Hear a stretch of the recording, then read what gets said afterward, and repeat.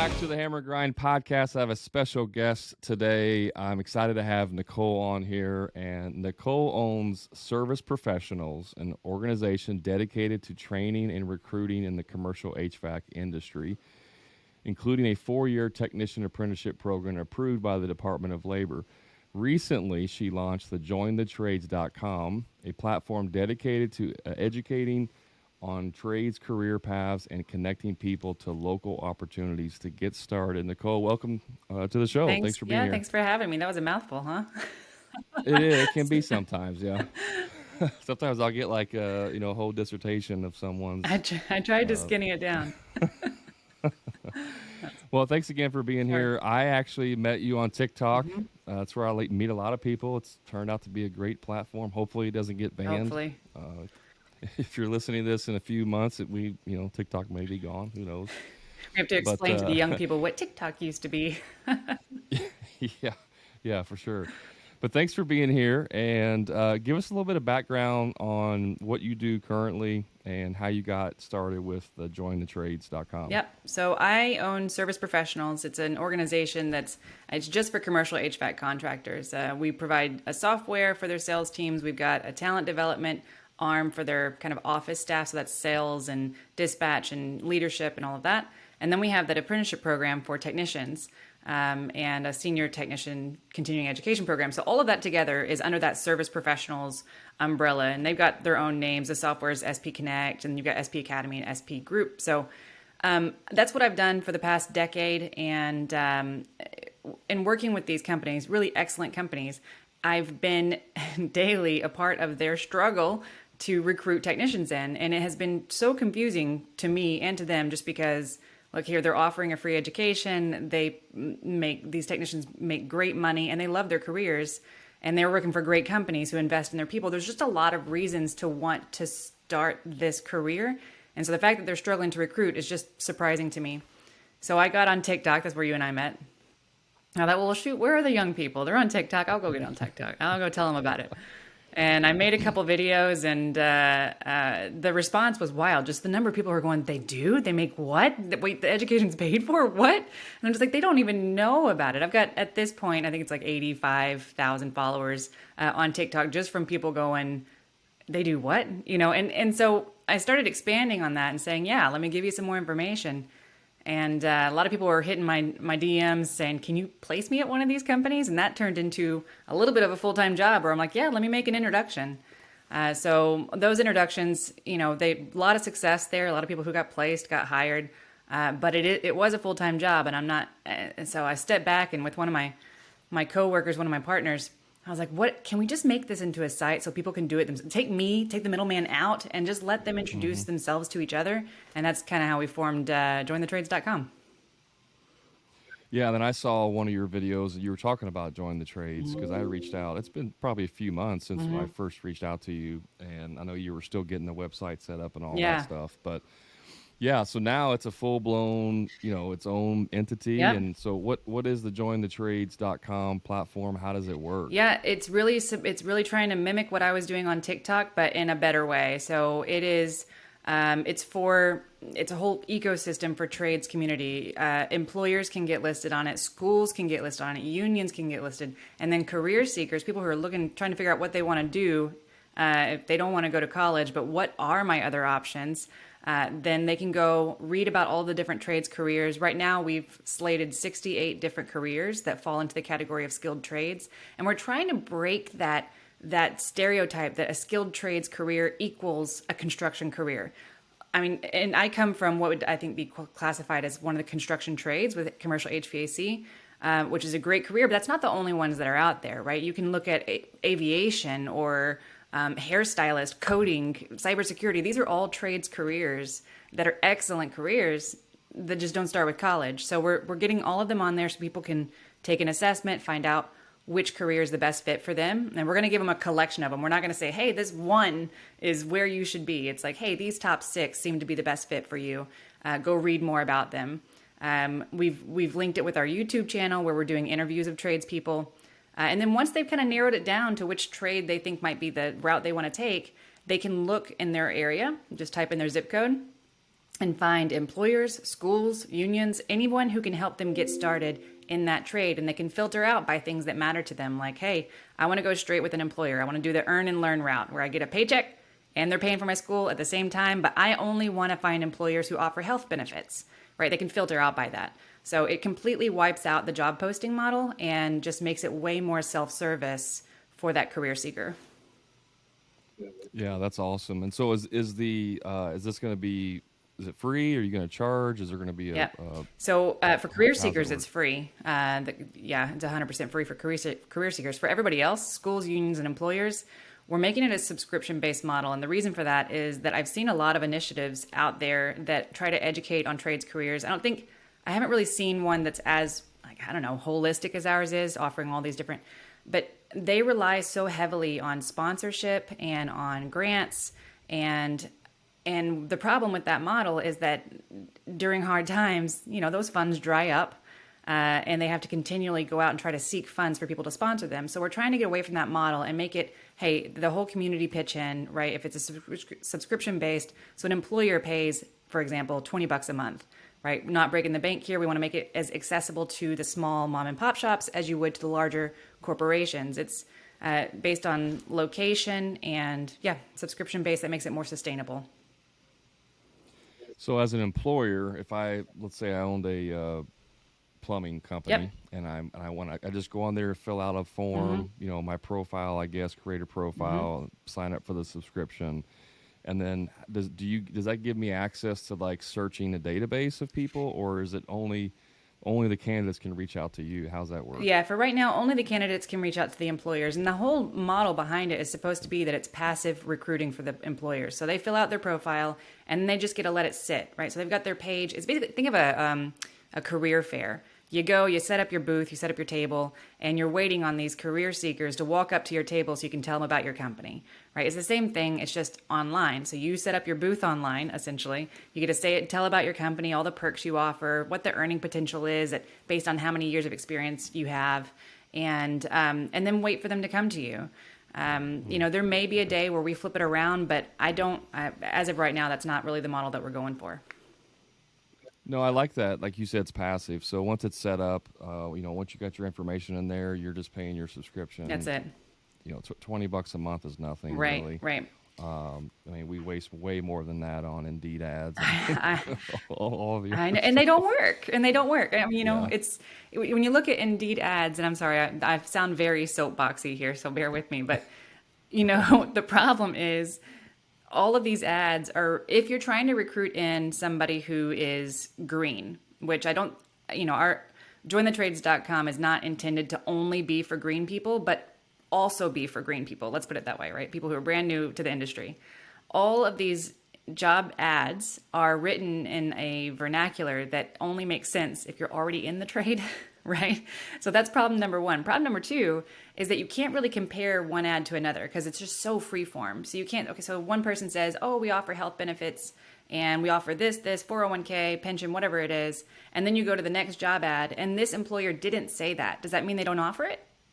So it's hard to compare. They may just not have put that in their ad, because it's so freeform. So with jointhetrades.com, it's all so structured, which means that you're able to compare, one employer to the next and pick the things that matter to you. Some people want to work for a family-owned and operated business. That's the culture they like, and they're looking to get started that way. They know it's more of a family-like environment, and other people are like, nope, all I care about is growth opportunity. I want to be in a big corporation. It's okay if I'm a number whenever I start because it's a bigger, it offers me options to relocate if I want to. There's just different things that matter to different people, and you need to be able to compare them from one post to the next.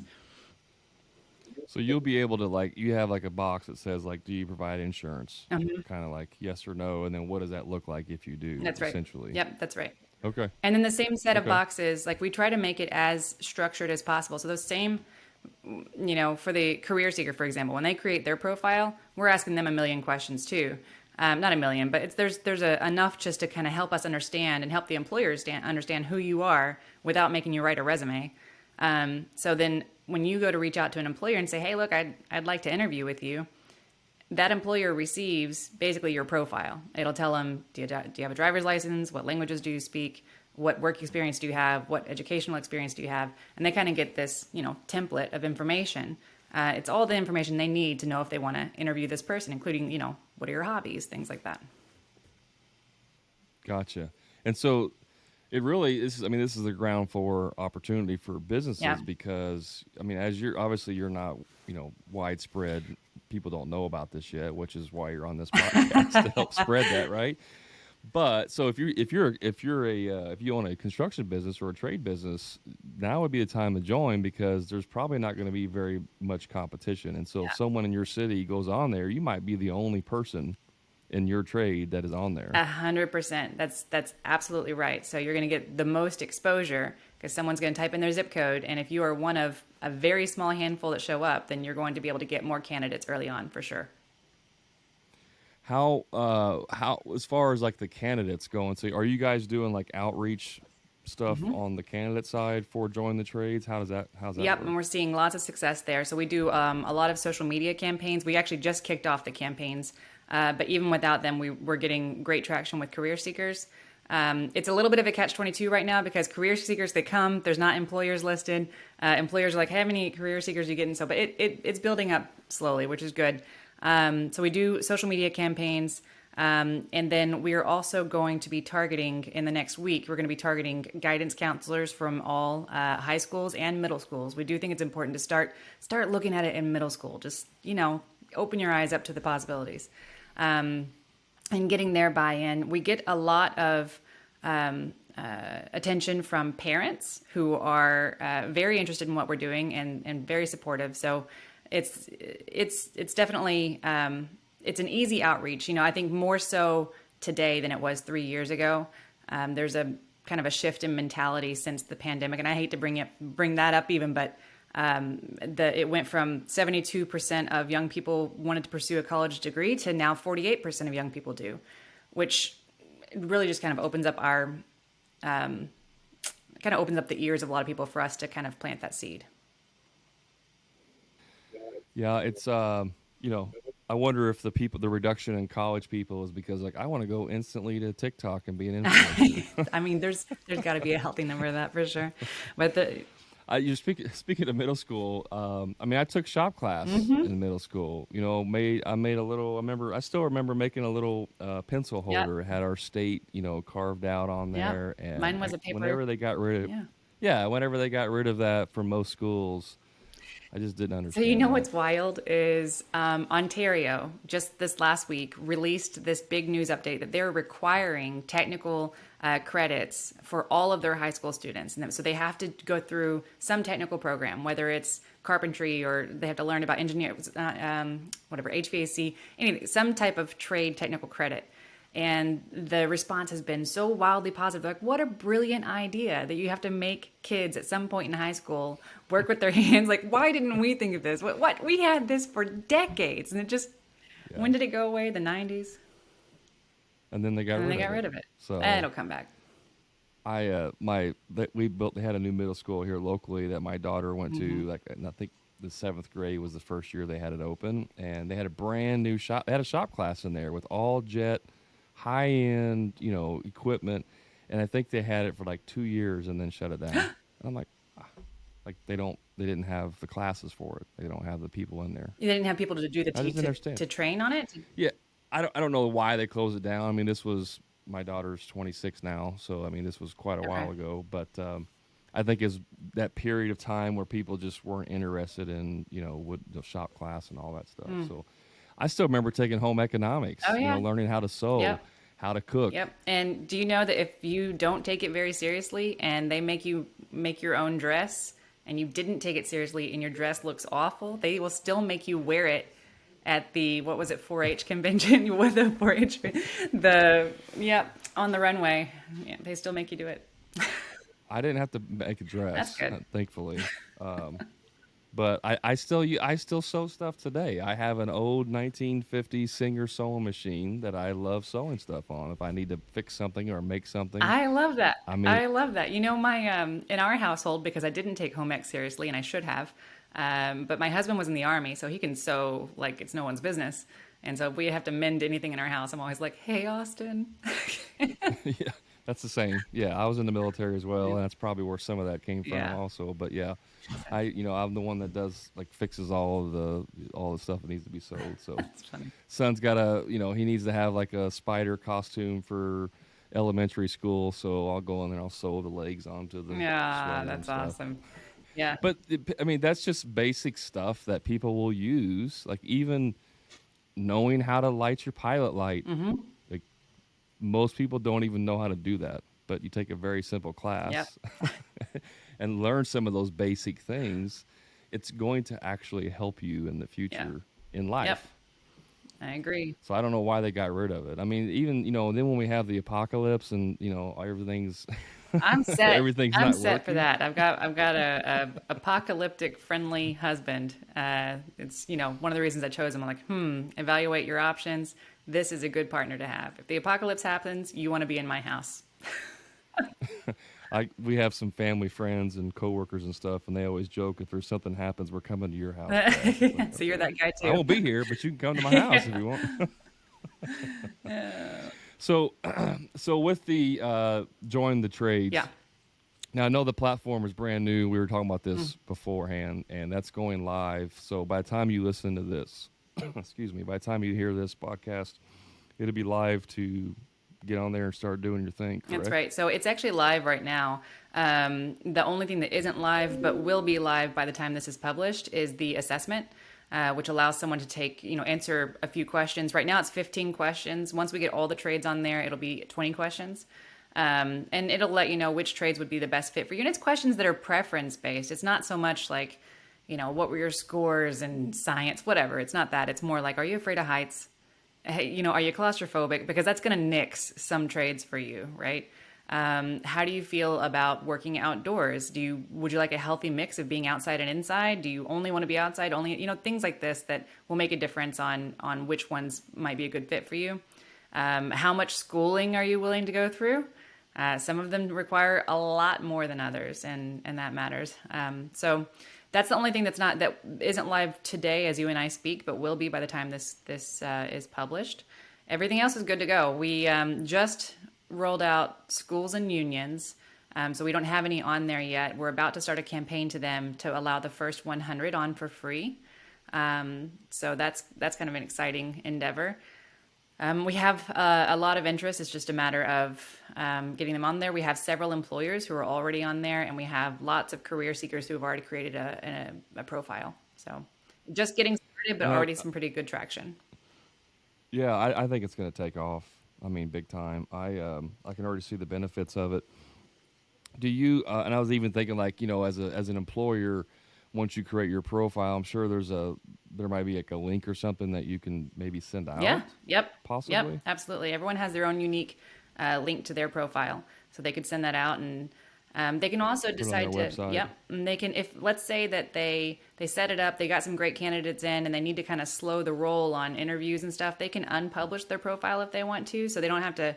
They don't have to take it down. They can just say, you know what, don't make it visible right now, and then whenever we're ready to bring in more candidates, we'll just republish it. I don't think anyone's ever going to be I don't checking think that so box. either. I don't think so either. Somebody told us, nah, you should have that. And I was like, okay. Yeah.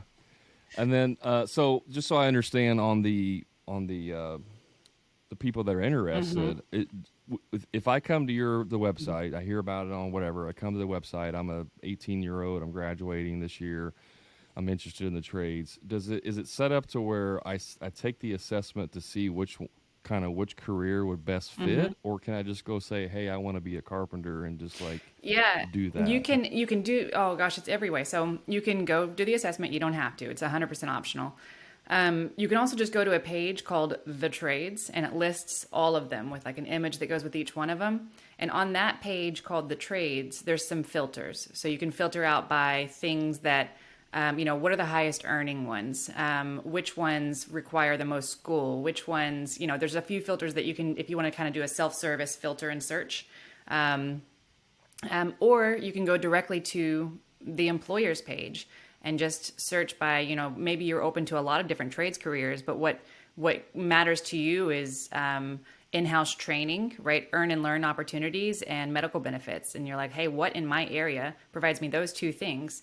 because I'm open to a lot of different things. I don't know what I want, and I don't trust the assessment, whatever it is, right? And so yeah, Right. there's a lot of different ways to find what might be your next route.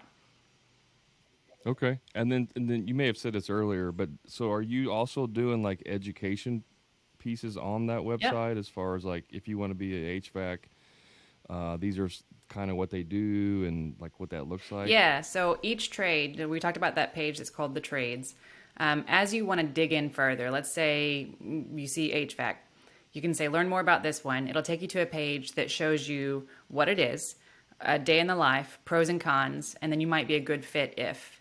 It also on that page will show the earning opportunities based on how many years experience you have. And this is another one of my big beefs with, I'm back on my soapbox again, but with job postings is that you average, if you average what the earning is for any trade career, what you'll find is you see a whole lot of like $60,000 a year, $65,000 a year. Well, yeah, if you include the 18-year-old apprentice with, a senior chiller technician, the average, I suppose, would be about $60,000 a year. But if you look at the average of technicians who have 4 years of experience, let's say 5 years of experience and over, that number bumps up to like 90, 100, $110,000 a year after 4 years of experience. And just to calibrate, 4 years of experience means you're 22, right? So, Right. those averages don't really do these trades careers justice. So we break it down. It's 0 to 1 years, 2 to 4, 5 to 9, and 10 plus. And each employer, whenever they get listed, they have to say what those earnings are at those different years of experience. And then on that trades page where you're learning about a trade, a day in the life, pros and cons, all of that will show you the results of what the employers have put in 0 to 1, 2 to 4, 5 to 9, and 10 plus years. It just paints a So you're better also so picture. you're collecting the data from the employers and using that in those Yep. figures. Are you is it do you break is the numbers broken down by like each business or just does it average out then like the 0 to 1? We had 25 companies that put in the information. We have the average of 0 to 1. Is that how that's figured Yeah, out on or the trades page, on that informational page for that one trade, it's going to take all those companies who have that trade and it's going to average it for 0 to 1. But if I go and look at ABC Mechanical, a company, an employer, I'm going to see their actual numbers. Yeah. gotcha? Yeah, that's a lot smarter way of doing it. I mean, as far as collecting the It's just data, more because accurate. Yeah. yeah, especially on like, starting out 5, 6 years, 10 years in or whatever. Yeah. So that's really cool. Uh, Anything else about the website or just the join the trades that I haven't asked you about that we need to be talking about? I think that the only thing that we haven't covered is just the language that we're trying to inject into the website and everything we do with the social media campaigns, with our other, the high school campaigns and all of this. I think that if you look at a lot of the language around recruiting into trades careers, our slogan somehow ended up being work hard and get dirty, right? I don't know how we ended with that. So you got the Army's got, what is it? Be all you can be. The Marines have, oh, what is it? Few The good, proud, the yeah, few. a few good Yeah, men. a few good Yeah, men. yeah, Like all these great slogans. And I know that's the military, so I hate to draw a parallel there. But at the same time, if we're going to have a slogan, it's got to be a bit better. The language has to be better. Like work hard and get dirty is not exactly a sales pitch, and or no slogan at all. But I think if you take that and kind of extrapolate it out across all of the messaging with trades careers, we're trying to turn it around to make it more attractive. I'm sorry, let me say it this way: make it as attractive as these careers actually are, because I don't think that we do them justice. And a lot of the pitches out there and a lot of organizations like mine, you'll hear them say, "We need tradespeople." I mean, imagine somebody who's trying to sell cars and they use that same pitch. We need to sell cars. We have a quota to hit. Like that doesn't sell anything. You got to make it attractive to the buyer, right? And so you'll see a lot of that in our language is that we avoid things about like, hey, if you come, work in the trades, then you're helping build America. Like that doesn't mean that's true, but it doesn't mean right. anything to that person who's looking for their career. Like, what does it mean for them? It's stability. It's guaranteed earning opportunities. It's fast tracks to entrepreneurship. Like, there's a lot of reasons why they might want to pursue one of these careers that is not really what we've been promoting up until now. So that's a huge effort on our part there. Yeah. So you guys are doing a lot of education with this. Yes. Obviously, it's not just like a recruiting site. It's like Indeed. I mean, Indeed does okay with finding people, but they're not out there actively educating the marketplace on what's available and stuff. Yeah. And so you guys are, specifically the Yeah. trades, and so you're out there really doing a lot of education on what's Yeah. available, which I don't think anybody else is really doing. There's you'll find pockets of it, right? You've got the people who are really educating on HVAC and why this is a good career, or really educating on construction jobs and why those are good careers, or really educating on this.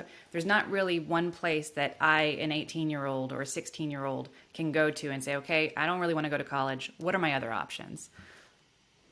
And that's what we're Yeah. doing. Yeah. And you see like girls in the trades, Oh like yeah. trying to get women to join the trades, which is all good stuff. But then you're only talking to a small subset of the entire population. So We did no, add. I'm really what's Sorry to that? interrupt. We did add a No, filter you're fine. on the. We added a filter on the trades to say which trades are fit for women, and if you click it, then our version of Rosie the Riveter comes up. The lady, the strong arm lady, and it says Yeah. all trades are fit for women. Now there's certain trades that are not fit for somebody who doesn't have any physical strength, but that Sure. doesn't necessarily mean women. So it's just kind of a funny joke on the site. I'm not sure a lot of people get it, but I love it. I love it. Yeah, I mean, there's most trades, women can easily do. I mean, obviously there's exceptions to, like you said, the physical part of it, but yeah, no, I think that's great. I want to ask you. You were talking about like being dirty, and this is completely off topic, and I think I you know know where where I'm you're going going. with this. Did you ever get to talk to Mike Rowe I or I what? didn't. I've talked to MicroWorks, the representatives there, and you know, I'm one of gosh, what probably 3 million people a week who reach out Sure. with like this. Hey, Mike, I've got a great idea. So and they respond super kind people, and they responded with basically that like, hey, we're sure it is a great idea, but he's very busy. So I think my strategy here is just keep building it. I think that once it gains real traction and it's not just a great idea from the 1 millionth person this week, then they Right. may be a little bit more open to a conversation. I think there's, I love what he has done with MicroWorks and the scholarships, and I definitely think that there is an opportunity to really hit the gas pedal on that from a scholarship standpoint at MicroWorks and getting people started, especially with a subscription-based site. I just think there's a lot of opportunity, and he's got a very great audience who know him and trust him, and so it's being able to take what he already does and do it kind of on a bigger scale. But yeah, no, I haven't heard back yet. I'm waiting on my dinner invitation really, and it's not. I think it got lost in the mail. I was watching your video. You were talking about speaking on stage. Oh. You speak, and you're sitting in the front row. You had me going. I was like, oh, this is great. I can't believe you did. Do you know what the worst part of that is? Here's the worst part. So for those who haven't seen the video, I was telling this story about how I was at a convention where he was speaking, and I sat front row, and he looks down at me and he's like, "Oh, you're the girl from TikTok," and I'm like, "Yes." And then he made this big shout out to the whole audience. And at the end of this TikTok, I told everyone that I'm totally lying and none of that actually happened. Wouldn't that have been cool? So like the feedback on that video is a lot of fun. Everyone's like, "Oh, you had me. I really thought that he singled you out." Well, I took that video and I posted it on Instagram, and I tagged MicroWorks, and I posted it as a reel, right? And I didn't know that Instagram Reels have a time limit. Yeah, So it never got to the they cut point. the end Yeah, it off. never got to the point where I said, no, I'm just kidding. That didn't actually happen. So if they saw the video, which I know they're very busy, so they may not have seen it, but if they saw it, it looks like I just blatantly lied on social media about my interaction with him. And they're probably drafting a restraining order right now. You might want to take that one I down. did. Oh, I took it down. As soon as I took it down, Oh, it's okay. down. Oh, I got you. Oh, man. No, when you were saying that and you were talking about, I think it was your hair. You said something about your That's hair. I was like, man, this is really good. And you started talking about your hair, and I'm like, I don't know. I don't think Mike would say that. And then you were like, no, I'm just kidding. I was like, it slowly started to like not be realistic, but it was a funny video on TikTok. oh, thanks. Speaking of TikTok, what's the handle? What's your Join the handle on trades. TikTok? Okay, I thought that was it, Yeah. but I wasn't for sure. And we'll put all the links in the show notes, so anybody who's listening who wants to find out about Join the Trades and get all of your handles. Yep. I know you got like Facebook, Instagram, Twitter, and all those. We'll add those to the show notes for Okay. anybody. Yeah, we kept them pretty simple. It's Wh- just join the trades for all of them. All of them. Yeah. Perfect. Yeah. What questions should I be asking you, Nicole, about this? Oh gosh. I think you've done a great job of asking all the questions. Maybe, because you've already asked about where we, like I think indirectly you asked about where we see it going in the future. Right now what you'll see on the website is 15 different trades. By the end of, we're going to be adding them every single day. We're working with interns at the George Washington University writing department, and to help with those educational pages. And for us, exposure is the biggest thing for the educational part. It's up to the employers and the schools to be there to catch once we bring people to the site. But for us, our focus, a lot of our efforts are going towards getting in front of high schools. Once we are generating enough revenue to support it, we would like to get people on the ground, boots on the ground, to go speak at high schools and middle schools. And just to drive the interest, tell the anecdotes, tell the stories, meet the kids. And then once they have the interest, then they can go to the site and go, okay, all right, I'm going to explore this now. What are my career options? But that's really a heavy focus of ours, is the outreach, the exposure, the education, and that's really it. So it's kind of a weak way to end that, but yeah, that's No, scholarships will and I come eventually. That's where I've reached out to MicroWorks. They've already got that on lockdown. right. So I'd love to convert the subscriptions into scholarships. There's just a lot that we can do with it. Well, and that's something that companies can like support. So Mm-hmm. if somebody is really passionate about this and they want to donate money to establish scholarships, that's something that's on the roadmap for you guys, Well, correct? no, Like, well, I think we'd be donating the money because we'd have a subscription-based oh, I platform, got you. right? So as more and more people get on it, we would have then the revenue to convert some of that into, again, attracting more people in through scholarships and donate, because we really don't want to be dependent upon sponsorship and grants, et cetera, to make this successful. Just it's such a kind of volatile business model, so that's why that subscription base is really attractive to us. Right. I guess I was thinking like the Join the Trades would donate sponsorships for kids who want to go through That's apprenticeships. That's where I was going with my Yes, mind. sorry, that is what I mean. Yes. So like if a company wanted to donate to Join the Trade so that you guys could allocate to a sponsorship for someone, that's Oh where my yeah, brain was yeah, going. that's I a way to thought do it it was too, for sure, for sure. If they're donating yeah. an apprenticeship, yeah, absolutely.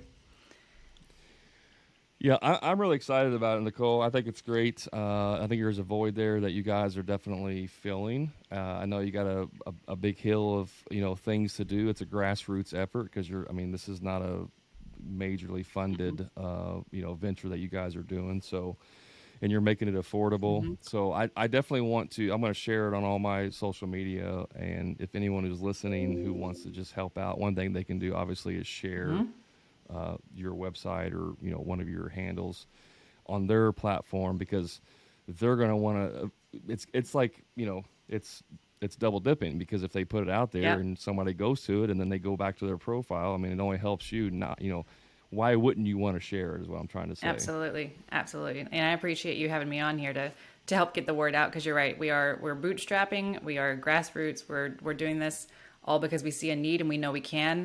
The developer of the site is one of the most talented people you'll ever meet, and is highly proficient at cybersecurity. So the ability to protect everyone's data and make sure that the site is just absolutely on lockdown. The things that we know that we've got we've got a really great solution that can help a lot of people, not just young people looking for careers, but also the employers who need to recruit in their new talent. So the one thing that we don't have a lot of right now is just exposure. So this helps, and that's how people can help us the most, aside from directly utilizing the site if it's a fit for them. But yeah, just exposure. Awesome. Yeah, definitely want to get the word out. I know you got to jump off here soon. I want to be respectful of your time. I always like to ask this question. What is a book that you're currently reading or one that you recommend? I highly recommend. I hate the title of this book because it sounds so, but How to Win Friends and Influence People is, and you probably hear this a lot, but I think that's probably one of the only books that I would read over and over again. I think it's just a study on humanity and how people respond to other people, and really just, I hate to say how to, you know what, let me say it this way, how to care about other people, and how that impacts you as well. So I love that book. I think you should read it if you, whether you're in business or you're not in business. I think it's a great book. I wish they changed the title of it because it sounds kind of, the other book that I'm reading right now, or the book that I'm reading right now, is actually it's a fantasy fiction novel, man. I don't want to. Oh, you don't have to. You say gotta, anything. you gotta, I don't want to put you on the get spot. on. Yeah, you gotta. I would love to sound super cerebral and be like, no, I'm reading the works of so and so, but 7th edition, whatever. That's not. No, I'm reading about The some Arts of fantasy War. thing. No, that's why I throw in or one that you Or one recommend. that I Because recommend. You're like, yeah, don't because sometimes overshare, people are like, Nicole. I don't want to tell you what I'm reading. Awesome. Well, what's the easiest way for people to find out? Just go to Yep. jointhetrades.com, or is there okay? Yeah, jointhetrades.com has all of our contact information. The email is info@jointhetrades.com. We're on every social platform that you're on, and our handle is jointhetrades. So we're pretty easy to find. Awesome. Well, Nicole, thanks again for Thanks being for on having here. me, It was a man. pleasure. Looking forward to see how this takes off for you. And guys, you know where to find me on TikTok, Instagram, Facebook, Hammer and Grind Podcast. Reach out if you have any questions. Make sure you share jointhetrades.com so we can help this out. And until next time, remember, profit is not a dirty word.